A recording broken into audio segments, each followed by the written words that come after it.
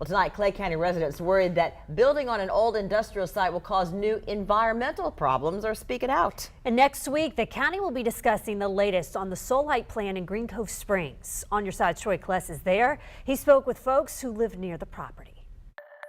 2 years ago, there was talks of developing this 900-acre property into homes in Green Cove Springs. But some people are concerned because of the contaminants that have been left behind on this property by an old industrial plant.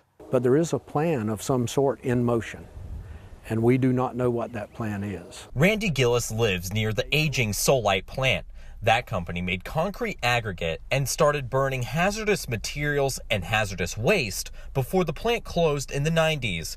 2 years ago, Gillis and others voiced their concerns about potential development. The community was immediately concerned about that development, primarily because of some knowledge and some misunderstandings perhaps about the pollution and the hazardous waste that still contaminates the property. The county tells First Coast News that Stone Ridge Farms, formerly Solite, has had recent discussions with the state's Department of Environmental Protection to excavate land and clean up the sites where hazardous waste lies.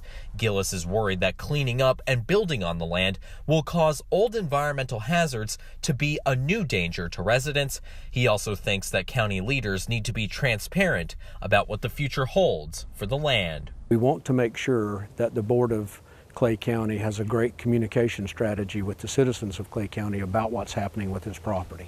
This issue will be discussed in the next County Commissioners meeting next Tuesday. In Green Cove Springs, Troy Kless, First Coast News, on your side.